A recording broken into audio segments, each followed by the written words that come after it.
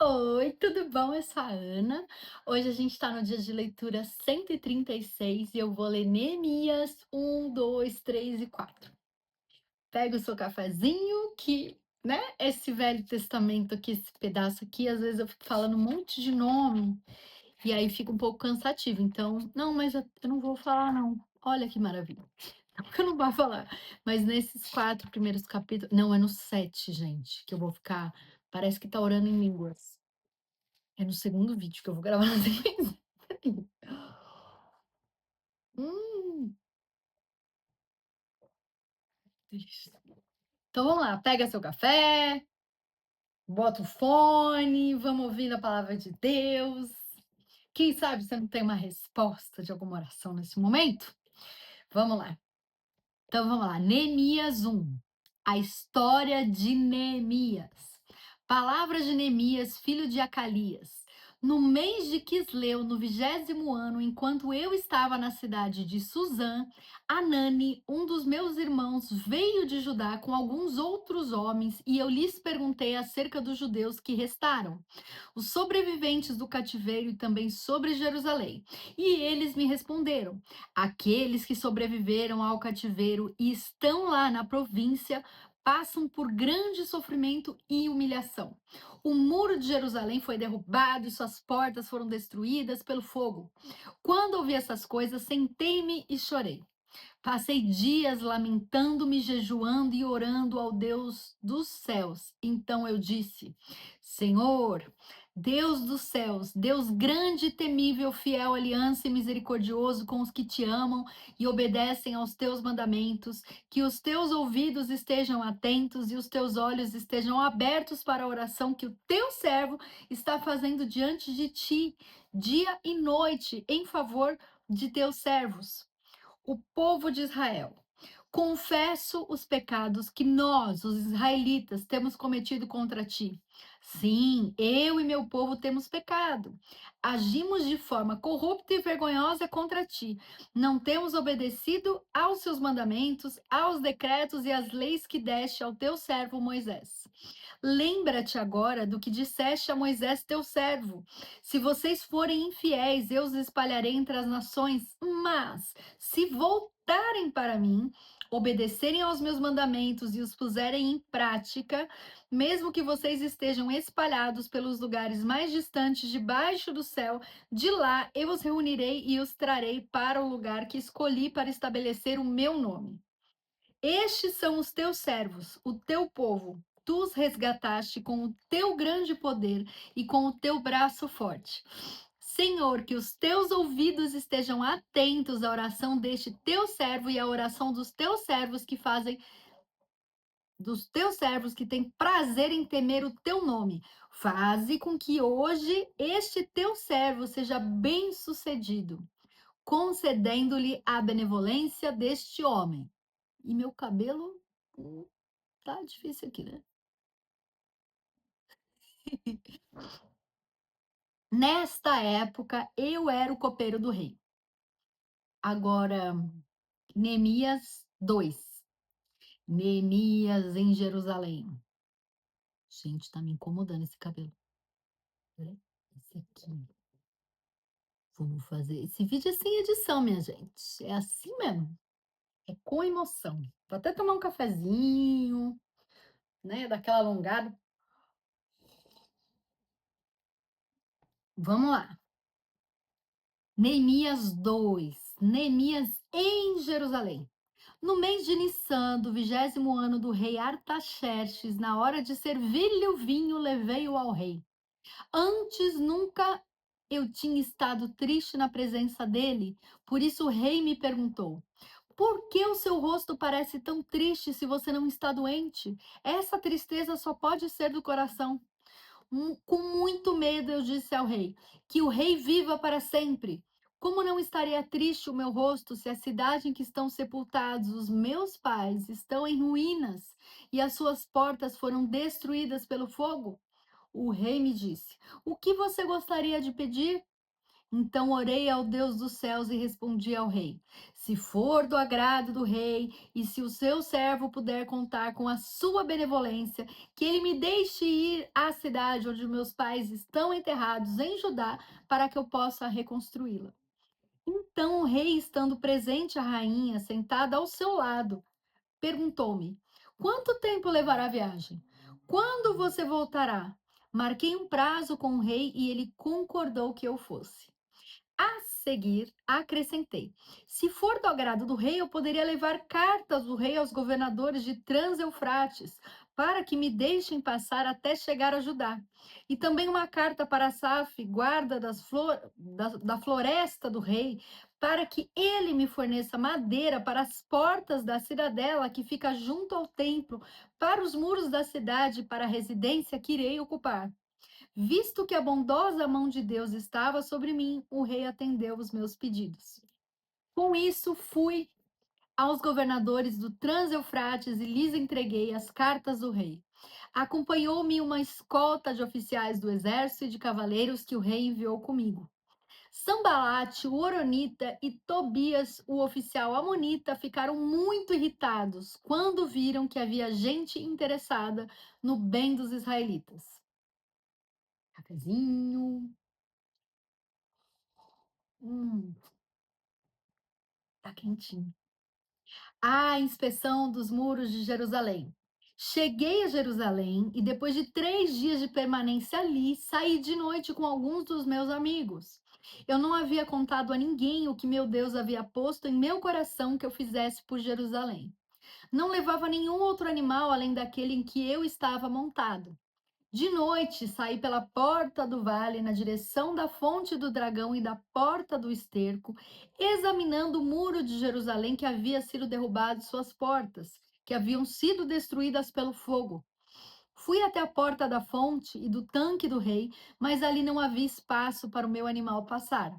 Por isso subi o vale ainda de noite, examinando o muro. Finalmente voltei e tornei a entrar pela porta do vale. Os oficiais não sabiam aonde eu tinha ido ou o que eu estava fazendo, pois até então eu não tinha dito nada aos judeus, aos sacerdotes, aos nobres, aos oficiais e aos outros que iriam realizar a obra. Então eu lhes disse: vejam a situação terrível em que estamos. Jerusalém está em ruínas e suas portas foram destruídas pelo fogo. Venham, vamos reconstruir os muros de Jerusalém para que não fiquemos mais nessa situação humilhante. Também lhes contei como Deus tinha sido bondoso comigo e o que o rei me tinha dito. Eles responderam: sim, vamos começar a reconstrução. E se encheram de coragem para a realização desse bom projeto.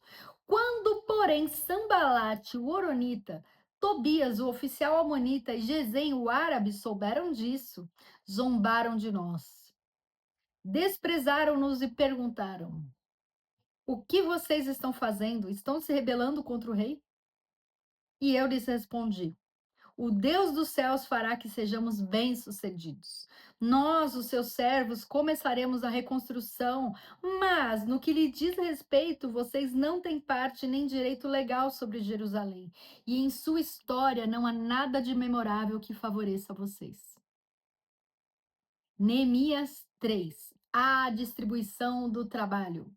O sumo sacerdote Eliacibe e os seus colegas sacerdotes começaram o seu trabalho e reconstruíram a porta das ovelhas. Eles a consagraram e colocaram as portas no lugar. Depois construíram um muro até a Torre dos 100, que consagraram, e até a Torre de Ananeel. Os homens de Jericó construíram o trecho seguinte, e Zacur, filho de Inri, construiu logo adiante. A porta do peixe foi reconstruída pelos filhos de Asenaá. Eles puseram os batentes e colocaram as portas, os ferrolhos e as trancas no lugar. Meremote, filho de Urias, neto de Acós, fez os reparos do trecho seguinte. Ao seu lado, Mesulão, filho de Berequias, neto de Mesesabel, fez os reparos, e ao seu lado, Zadok, filho de Baaná, também fez os reparos. O trecho seguinte foi reparado pelos homens de Tecoa, Mas os nobres dessa cidade não quiseram se juntar ao serviço, rejeitando a orientação de seus supervisores. A porta gessana foi consertada por Joiada, filho de Passeia, e por Mesulão, filho de Bezodias. Eles puseram os batentes e colocaram as portas, os ferrolhos e as trancas no lugar.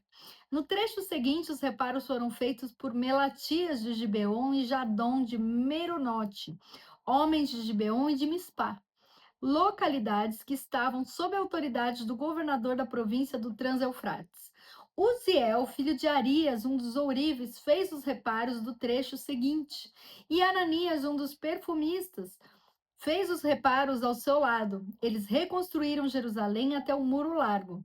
Refaías, filho de Ur, governador da metade do distrito de Jerusalém, fez os reparos do trecho seguinte. Ao seu lado, Gedaías, filho de Arumaf, fez os reparos em frente da sua casa, e Atos, filho de Azabneias, fez os reparos ao seu lado. Malquias, filho de Arim, e Assub, filho de Paate, Moabe, repararam outro trecho e a Torre dos Fornos. Salum, filho de Aloés, governador da outra metade do distrito de Jerusalém, fez os reparos do trecho seguinte com a ajuda de suas filhas. A porta do vale foi reparada por Hanum e pelos moradores de Zanoa. Eles a reconstruíram e colocaram as portas, os ferrolhos e as trancas no lugar. Também repararam 450 metros do muro até a porta do esterco.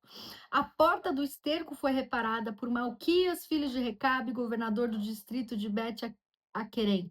Ele a reconstruiu, colocou as portas, os ferrolhos e as trancas no lugar. A porta da fonte foi reparada por Salum, filho de Coozé, governador do distrito de Mispá. Ele a reconstruiu, cobrindo-a e colocou as portas, os ferrolhos e as trancas no lugar. Também fez os reparos do muro do tanque de Siloé, junto ao jardim do rei, até os degraus que desciam da cidade de Davi. Além deles, Neemias, filho de Asbuque, governador de meio distrito de Bet-Zur, fez os reparos até em frente dos túmulos de Davi, até o açude artificial e a casa dos soldados. Depois dele, os reparos foram feitos pelos levitas, que estavam sob a responsabilidade de Reum, filho de Bani. Junto a ele, Assabias, governador da metade do distrito de Keila, fez os reparos em seu distrito. Depois dele, os reparos foram feitos pelos seus compatriotas, que estavam sob a responsabilidade de Binuí, filho de Enadad, governador da metade do distrito de Keila. Ao seu lado, Ézer, filho de Jesua, governador de Mispá, reconstruiu outro trecho, começando de um ponto que fica em frente da subida para a Casa das Armas, indo até a esquina do muro. Depois dele, Baruque, filho de Zabai, reparou com zelo outro trecho, desde a esquina do muro até a entrada da casa do sumo sacerdote Eliasibe. Em seguida, Meremote, filho de Urias, neto de Acós, reparou outro trecho, desde a entrada da casa de Eliasibe até o fim dela. Os demais reparos foram feitos pelos sacerdotes das redondezas. Depois, Benjamim e Assub fizeram os reparos em frente da sua casa, e ao lado deles, Azarias, filho de Maacéias, filho de Ananias, fez os reparos ao lado de sua casa. Depois dele, Binui, filho de Enadad, reparou outro trecho desde a casa de Azarias até a esquina do muro. E Palau, filho de Uzai, trabalhou em frente da esquina do muro e da torre que sai do palácio superior, perto do pátio da guarda. Junto a ele, Pedaías, filho de Parós, e os servos do templo que viviam na colina de Ofel, fizeram os reparos até em frente da porta das águas, na direção do leste da torre que ali sobressaía. Depois dele, os homens de Tecoa repararam outro trecho, desde a grande torre até o muro de Ofel.